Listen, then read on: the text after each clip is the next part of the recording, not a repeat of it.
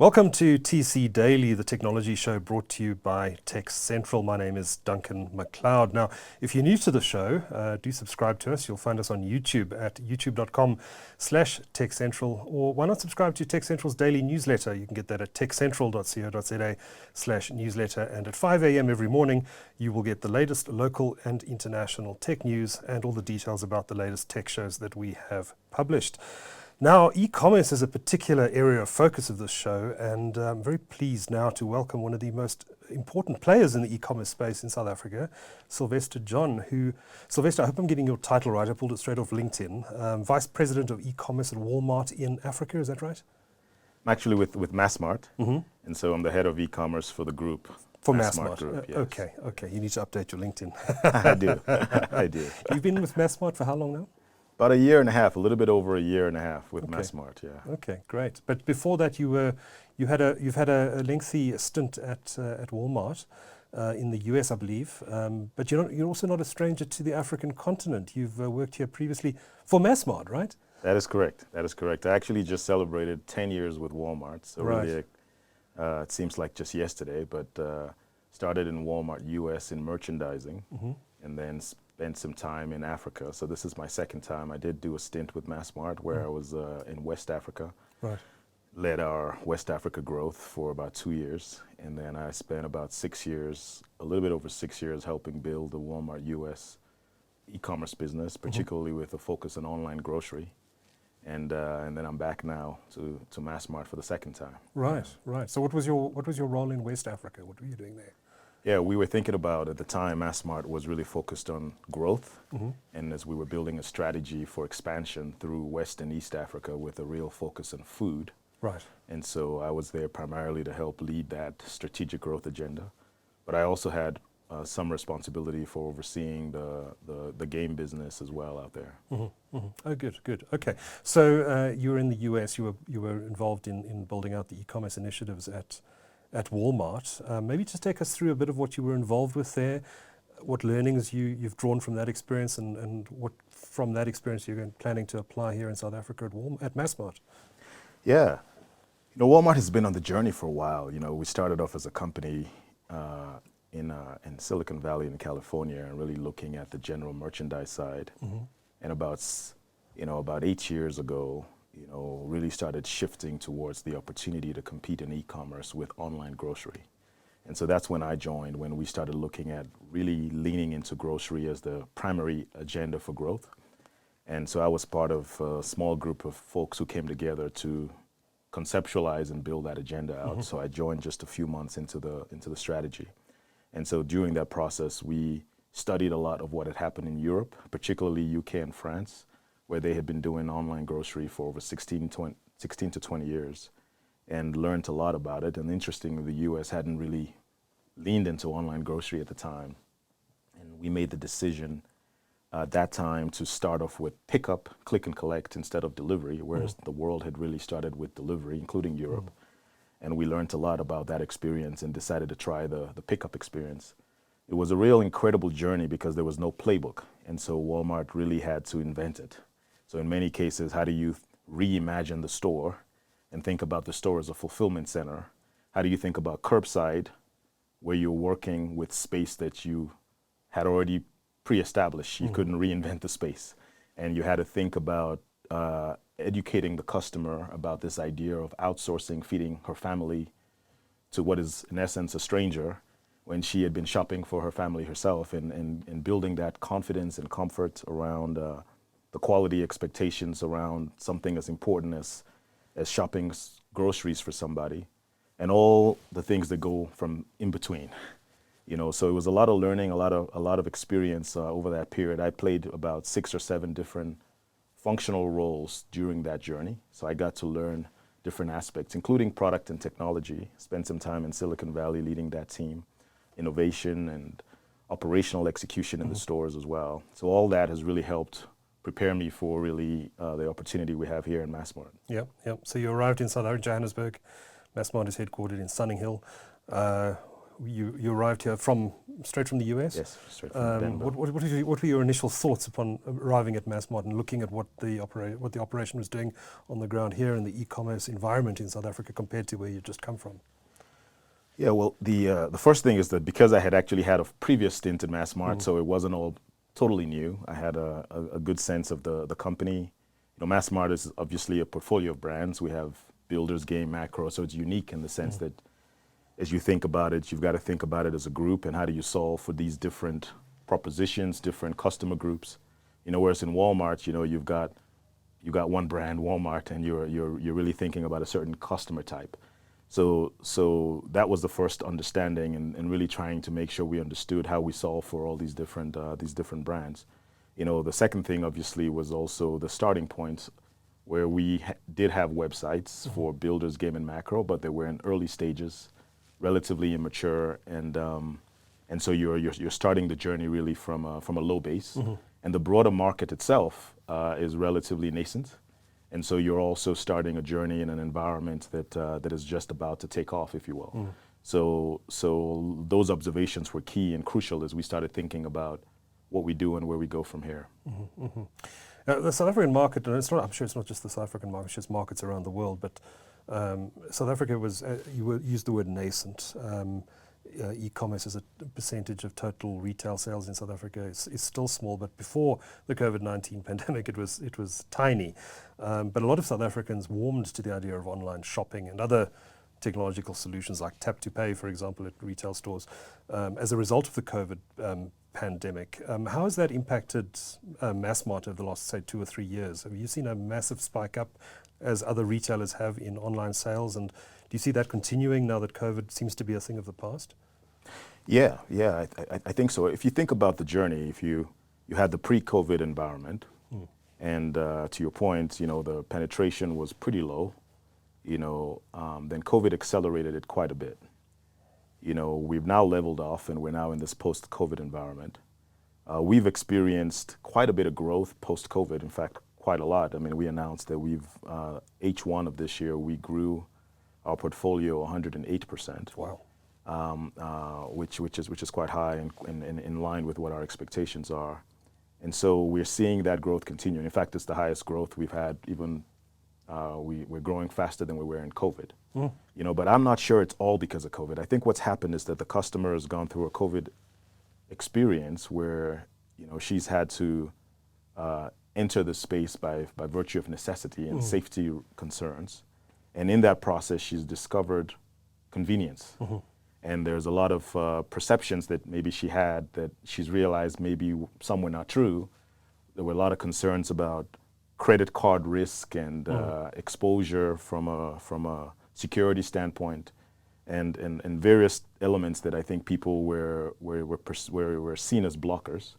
And through the COVID experience, I think the customers come to understand that a lot of these things have developed and evolved. And so now in a post-COVID environment, that convenience has become premium. And so what we're seeing now is not necessarily just the fact that we're riding the COVID wave. We are now seeing a lot of people entering the space because word of mouth is spreading and people are getting more comfortable. And the truth is a lot of South Africans are on their phones anyway. So the adoption is not as significant, because if you look at the percentage of people on mobile devices, it's very high. You look at the percentage of people in social media, is one of the highest engagement levels of social media in the world. That's interesting. You've got food delivery that's taken off quite well. People are ordering restaurant food delivery on their phone. So you've got a lot of activity. So the question is, as you look at the purchasing of products, how do you accelerate that and recognizing people already adopting? So that path we're seeing a lot of movement. I think the big obstacle now for all of us is friction. The more we can remove friction from that experience and continue to address the issue of convenience, you would continue to see more adoption. And I think that's the journey we're on for sure. Just make it easier and easier for customers to use this channel. I know we've spoken before about the growth predictions for e-commerce in South Africa. You have some numbers I think you've shared for 2030. Where would you say South Africa is in the e-commerce life cycle, the development of e-commerce, compared to a market like the US? I imagine we're a number of years behind in not just in terms of total retail sales, percentage of total retail sales, but in other metrics as well. How do you see the South African market developing relative to the US and other markets over the next few years? Yeah, we are really excited about the opportunity because if you know, first of all, South Africa is, you know, very early. You know, we think we're somewhere in the range of, you know, maybe about 4% penetration of modern retail right now. You know, most markets in the world are either high single digits, but most are really double digits. And then of course China, you know, is in a different league. You know, so we you know, given the economic level of South Africa, normally should probably be in the 6 to 8% range, if not probably more 8% by now. So we are 4%, and I Why think is that? there's multiple reasons. I believe that you know, if you look at a lot of the other markets, the pace of adoption was because the competitive environment was accelerated, and that competitive environment created a faster pace of convenience for the customer. And so people were able to truly get convenience, and there was not as much friction. So like we just got introduced to on-demand grocery delivery in the last year. You know, most of the world had already been there, you know, so a lot of these true convenience dynamics are just beginning to come into the market. But the truth is most of the e-com platforms still have a lot of friction today. If you go through a user journey, there's so many friction points in the journey. If you want to put your credit card, and sometimes you've got to put your credit card every single time. It doesn't remember it. Personalization is still so nascent. So if you look around the world, there's been a faster pace of true convenience and unlocking a lot of that friction. So therefore, more people adopt much faster. And it is only in the last 18 months, I believe, that you're seeing the pace of friction free experiences accelerate. So that's been, I think, the biggest blocker. Now, there are other dynamics people will speak to, well, the percentage of people on data and the cost of data. But I think a lot of other developing markets have had that, and they've moved faster. So I would argue that probably one of the biggest things is to really ensure that people feel like there's true convenience, and you've got to really address a lot of those issues. So in my view is that the opportunity ahead of us is really great because we believe we will get to about a 12% penetration by 2030. We believe that even if you look at the next 5 years, we'll probably get to about 8%. And so the real opportunity is what happens next, because in reality, we're talking about 3.6 to 4% right now. So, you know, whatever is happening now is not as relevant as to the incremental 8% that's going to happen. So the question is, where do those consumers go? All those new adopters, where are they going to shop? Which platform are they going to use? And I think ultimately that's going to be a function of who can create the most meaningful, friction-free, and ultimate convenient experience for the customer. And I think there's going to be an increasing competitive environment around that front. And that's where the battle is going to really sit. And ultimately, the customer will be the determining factor of those decisions. You know? Fascinating. So, I mean, do you think, given that we're coming from behind here in South Africa, even relative to other developing markets, that that the growth of e-commerce in South Africa over the next few years is going to outstrip many other markets in the world? The growth, yes. Yeah, the growth is much. This is where the growth is going to happen. Right. And I think we'll definitely get to double digits. And there will be obviously we see most of the growth in the world tend to start with general merchandise. So as much as online grocery is probably the fastest growing right now, the base is still very low. Yeah. So for the next 5 years, the real opportunity is what happens to purchasing of electronics and home furnishings and, you know, and apparel. Those are the things that are really going to accelerate. And then eventually, you know, 6 to 10 years from now, grocery is probably going to outpass that, and grocery will ultimately be the big opportunity 8-10 years from now. Right. But the general merchandise is going to be the battleground definitely in the next 5 years. So online grocery is a big important area for Massmart going forward, is it? It is. It is in the context of obviously there's a fast growth, there's huge adoption, but more importantly the frequency is high because people are coming, you know, 2, 3, 4 times a month, whereas they're not coming to buy televisions 2, 3, 4 times a month. So that area is really important, and we're watching it now. Relative to the Massmart strategy as a portfolio, We are a strong general merchandise player. That's our core. Wholesale food and liquor is our core. Home improvement is our core. Retail food is not necessarily where we lead with. We do have some retail food in macro, and we do well and really serve well in that regard. But our strategy as a business is really to really lead and win in general merchandise. And so we're putting a lot of focus there. That said, we do have a very strong and successful online pantry and liquor business. We have not really played in the retail food space relative to frozen and fresh online. So we've chosen to play in pantry and liquor and to distinguish ourselves by offering the customer a proposition of, if you want to stock up your shelf and you want to get the best prices and think about an experience where you could buy for 3-4 weeks for pantry, then we're probably the better destination.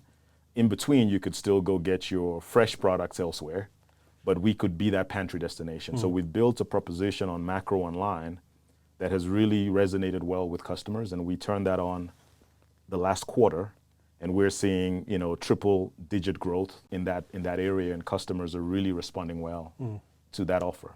I was going to ask about your long-term strategy in terms of brand going to market, in terms of brands in Massmart. So you've got brands like Builders, Macro, and others. Do you go to market in e-commerce through those brands exclusively, or do you create some sort of overarching portal that represents all of those brands at some point? What's your thinking in that regard? Yeah, it was one of the interesting observations to your very first question around when I got here, as you're thinking about how do you develop an e-commerce strategy for a group that's a portfolio of brands. It's unique. I haven't had that opportunity before. So the way we think about it, if you almost think about, the role of the group e-commerce, we're trying to create a winning ecosystem that can provide synergies for different customer segments that we want to serve. So we have very strong retail brands that have stores, that have clear value propositions and customers that love those brands, be those Builders, Game, or Macro. So it's really important that we understand the uniqueness of each of those brands. Each of them also, in some ways, cater to different LSM groups as well. Right. So there is some overlap, but these are very unique occasions. So we've chosen to be very intentional about providing a solution for each of them independently and make sure that we provide an omni-channel, because the strength of our business is the idea that we've got physical stores and we can enter the digital world as well.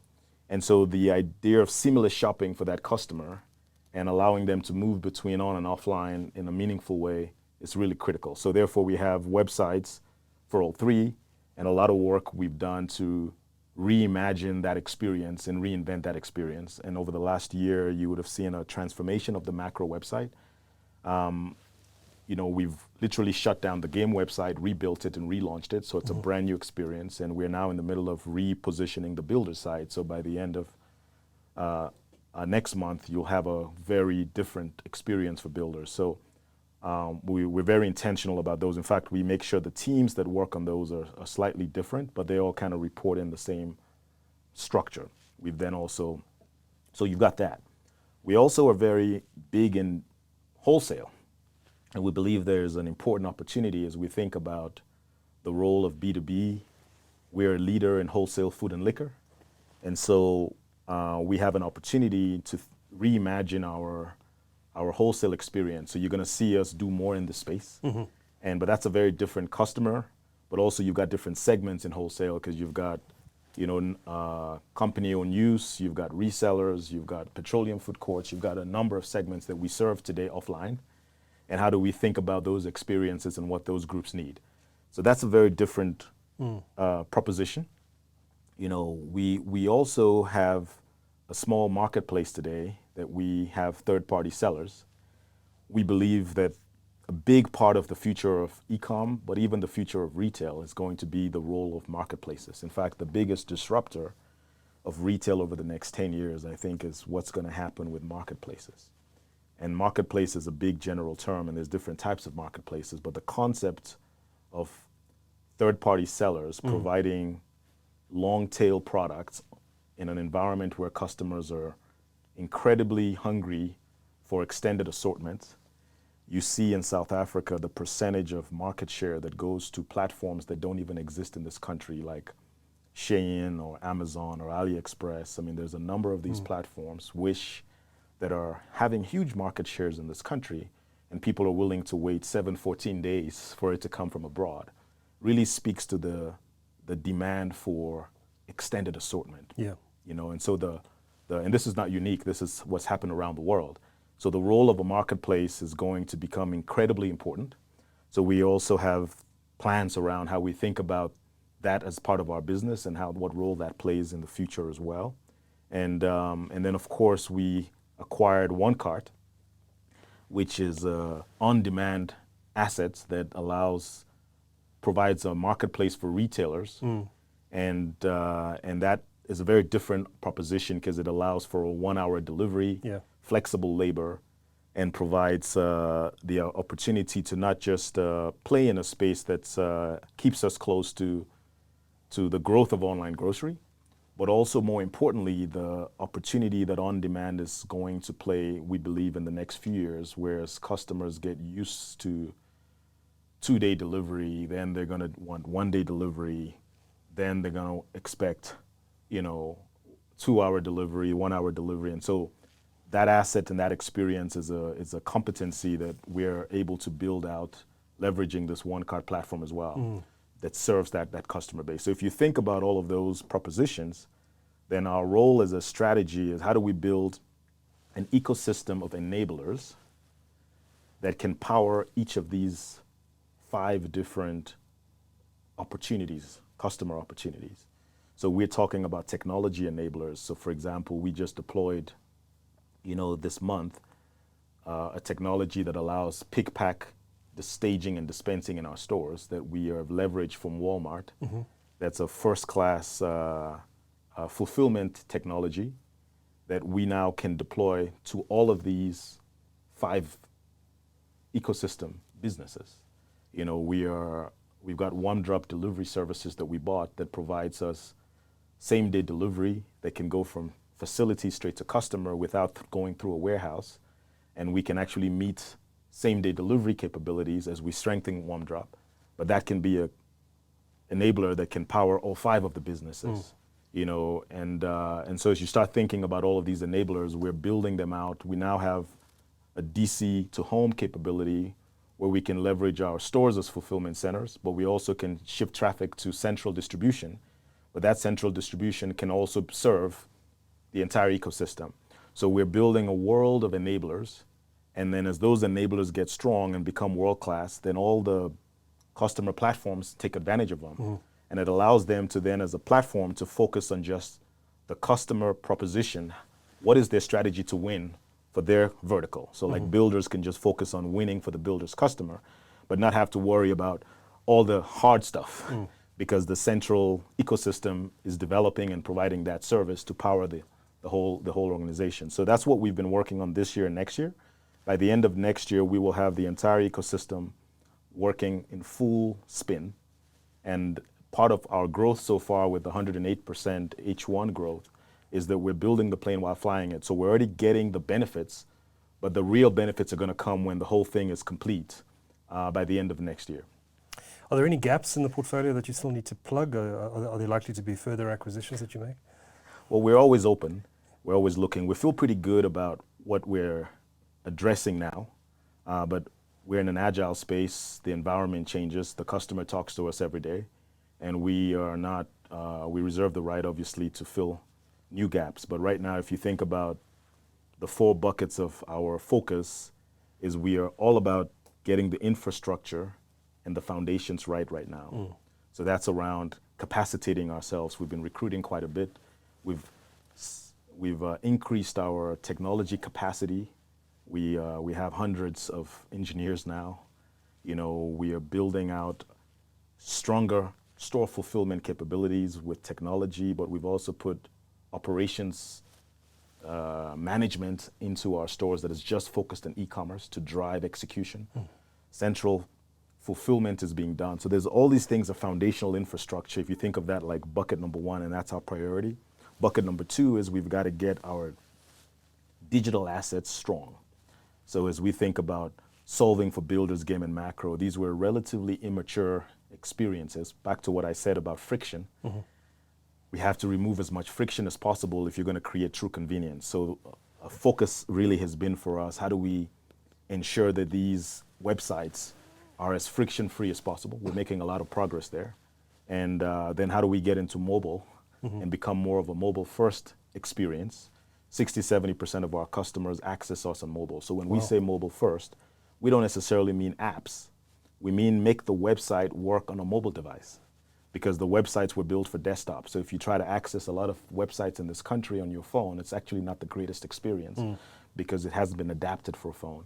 So we've gone back to reinvent our sites and get them all to be really mobile first. And everything we design now, we start with mobile, and then we do desktop afterwards. We never start with desktop in our designs anymore, even on the website. Fascinating. And we've also launched mobile applications for Macro, our first. So this world of enhancing those digital assets to make sure we can remove friction in the experience is the second bucket. We've made a lot of progress there. The third bucket is really around convenience and speed. You know, we used to offer customers 5 to 7 days delivery. And obviously in this environment, that's not good enough. And so we've been on a journey, which is where the OneDrop acquisition is so important, because by vertically integrating OneDrop into our businesses, we can bypass the warehouses and give packages straight to OneDrop and go straight to a customer.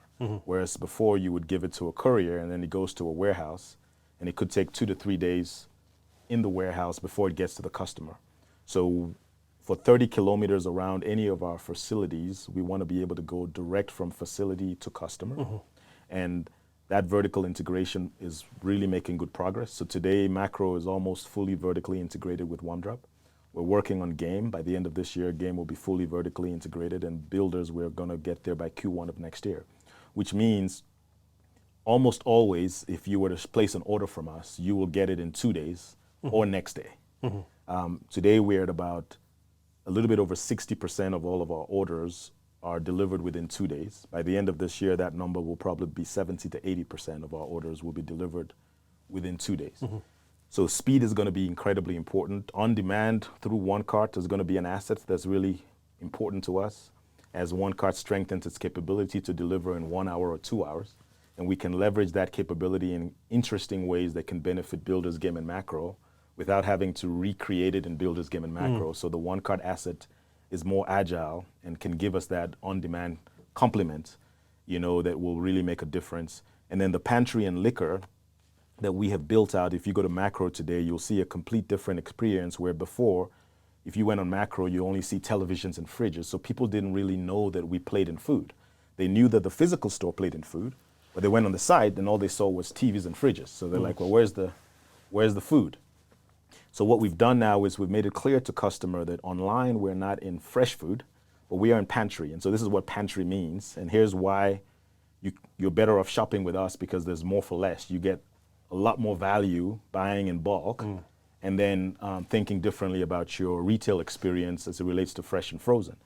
And so we reinvented that experience. And so now what that does for us is, where people used to come to our website maybe once a year, because we've now offered pantry, we're seeing the customer come 1.5 times, and we're keeping to move that number.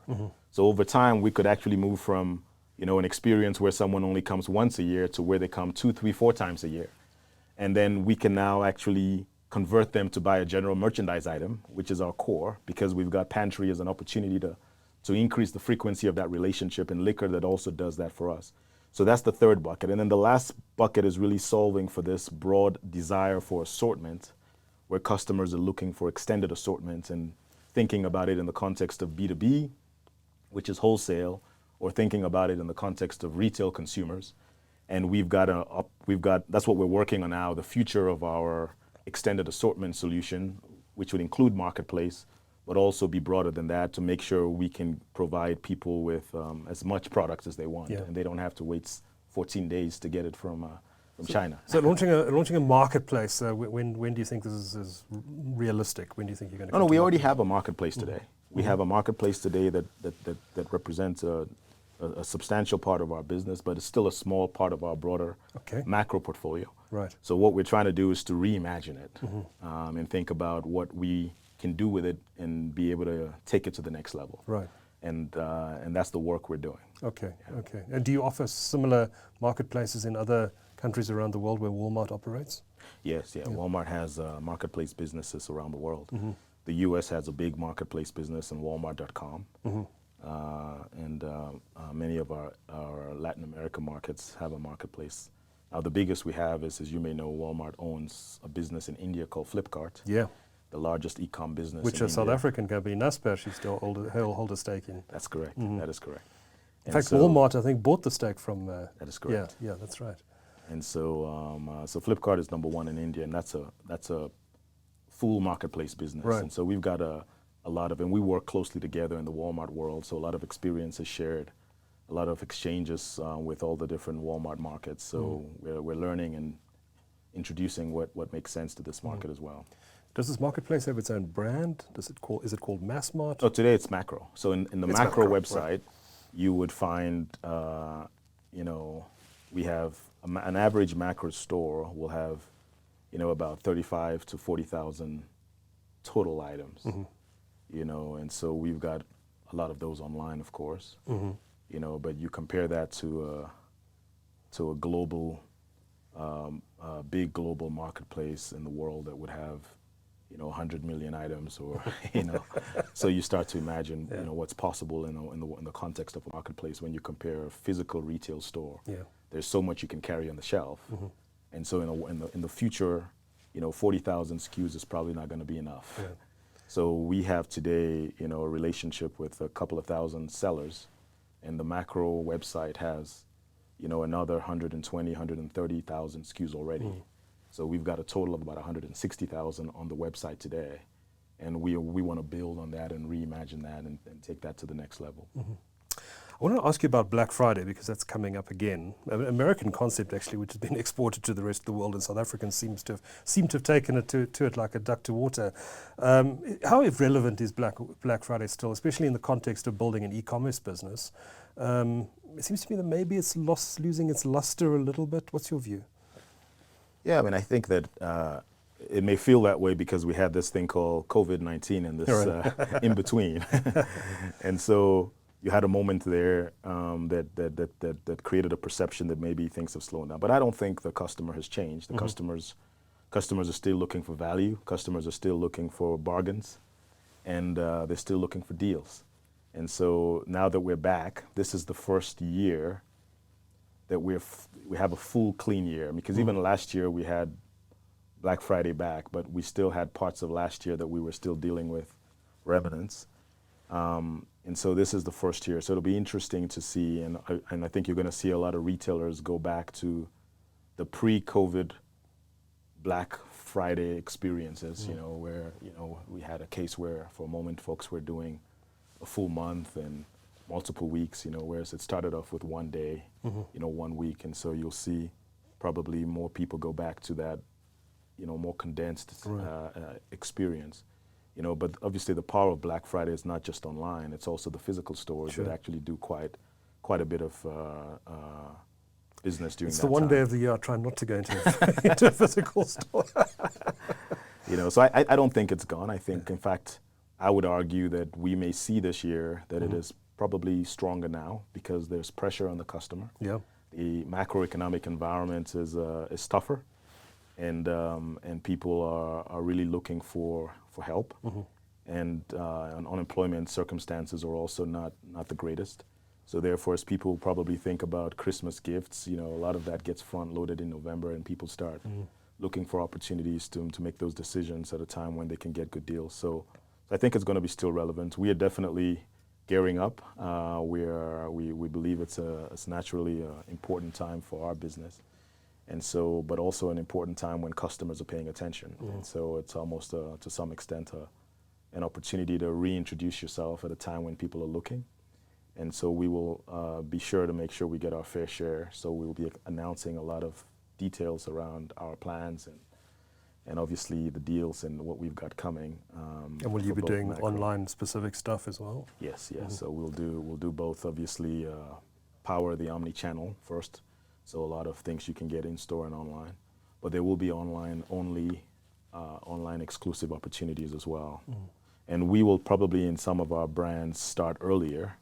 So whereas maybe the stores might have a 5-day experience in some instances, we might start to do things online a week or two before and build up. So you could get some exclusive opportunities online even before you get to the main event. One of the things we're trying to make sure, in fact, we're going to do this year, which we're excited about, historically, you know, our business has had to adjust our fulfillment promise to customers during that week because of the demand and the pressures on the store, because you're juggling in-store customer desires with online, and the capabilities are limited.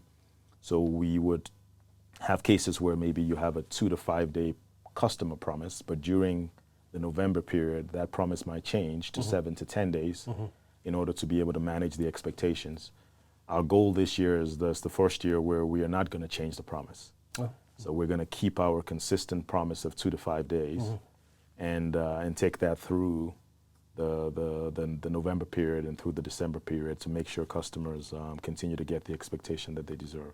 I imagine the one drop acquisition is playing a big part of that. Right. That is helping. For sure. Yeah. How do you see the e-commerce landscape in South Africa developing in the coming years? I mean, there's a lot of speculation. I don't have it confirmed right now that Amazon's coming into South Africa and is going to launch a marketplace here in February or March of next year. Amazon is obviously a huge competitor to Walmart in the US. How does that change the competitive dynamics of this market? Can local consumers look forward to two global giants having it out for their share of wallet in the South African market? How is this all going to play out in the coming years in your view? Yeah. Well, first of all, it's always important to clarify that, you know, Amazon is not the leader in every market. Sure. Case in point, India. So there's a lot of markets where you've got strong local players. Yeah. So the international dimension of a player doesn't always determine success. Sure. So when we thought about our plans for South Africa a year and a half, 2 years ago, and we started shaping this out, you know, we took a 5-year view to say, what do we think is possible in 5 years? We looked at a lot of data, a lot of trends, and came to an appreciation for where we thought the penetration was now and where we believed it'll be in 5 years and obviously 10 years out. And so as we obviously, we looked at the reality of where we were and where we were starting from, and obviously looked at the landscape and where others were as well. So we have no doubt in our minds that we have the opportunity to be a destination for e-commerce that can be known for reliability and exceptional customer experience, which ultimately builds trust. And so that's what we're working on. So when we designed all what we're doing, with what I just explained to you, the first 2 years is getting this ecosystem working. Once this ecosystem is working and it powers these 5 propositions, we believe we can get to hyper-accelerated growth. Right now what we're seeing is really accelerated growth, but we believe there's more. We can get to hyper-accelerated growth, which is incredible, which is not unusual, by the way. In many markets, if you look at e-com businesses, they've grown 200%, 300%, 400% and sustained it for 5 years. Wow. It's not unusual. You know, but to do that, you've got to get a model and a machine working that can carry this forward. And we believe this ecosystem that we're putting together is absolutely crucial. And then you can focus on the strategy to win for each of your platforms. So you can be crystal clear on the builder's proposition, and builders can just focus on that and then leverage this. So this is what it's all about, and we can get to that hyper. So when we built it all out, we were building it with an expectation for any competitor. Right. So we were not building it in a vacuum. We were very conscious of the fact that new market entrants could come in. We were aware of who existed today. Obviously, we studied everybody. We had looked at what had happened in other markets when new market entrants had gone in. And so we made assumptions that in an environment where naturally the competitive landscape will rise, which is obvious even if Amazon does not come in or did not plan to come in. When you move from a 4% penetration to 10%, obviously new entrants are going to come in because the size of the prize by virtue has gotten bigger. You know, right now folks are not paying as much attention maybe because it's so small. You know, so we always expected that there will be a hyper competitive landscape. So we designed everything for that landscape. So we are very committed to our plans, and we feel pretty good that we stay the course, and we welcome the competition. Ultimately, the customer wins because, as I said, the biggest challenge we have in this market today is that there's too much friction in too many of the experiences, including ours, by the way. And we're not yet even where we should be, so we still have till next year. We got a lot of work to do. But until we all remove friction, make it easy for customers. Why does somebody need to do 3 steps for something they can do in 1 step? You know, why do we have to have someone put their credit card every time they shop with us? Why do, you know, there's just all these questions we've got to keep asking. And as we continue to work on behalf of the customer, which is our focus, we think the customer will ultimately win, and as the competition rises and all. Before I let you go, I just want to ask about a segment of the market that people don't often talk about when it comes to e-commerce. We all focus on business to consumer, but the business to business market is also an important market and growing. Maybe just talk to me about how big B2B is in the e-commerce context here in South Africa and worldwide, and what the outlook is for that segment. Yeah, it's definitely one that doesn't get as much conversation. And I think the reason why in this market specifically, because the B2C is so nascent. And so there's not a lot of focus in that B2B. There's a few players obviously in B2B, particularly in food. And but if you look at those experiences, you know, they're also even more nascent than the B2C. Oh, okay. I actually had an idea they might be more developed. Yeah, but they're not. No, okay. not even close. In fact, I think if you talk to B2B clients in this market, their biggest frustration, or one of their biggest frustrations probably, is why can't I get the B2C experiences on the B2B? And the B2C experiences themselves are not where they should be yet. We still have work to do. But they're using the B2C experiences, and then they come into the B2B experience and wonder, well, you know, what's happening here? You know, so I think it's an area that's got a lot of potential and a lot of opportunity. We obviously are a leader in that space offline. And particularly through Macro, I'd imagine, through Macro specifically, but even builders in the context of home improvement, of and course, we've got that as well. But the macro opportunity is much more obviously diverse because you've got different segments, and so we have no doubt we have a right to play in the space. We do quite a bit of B2B business today, but it's B2B customers that use our B2C platform. So it was not really designed for their needs, but they use it, and we do have quite a bit of traffic going through it. I'm sure all the B2C platforms also have it.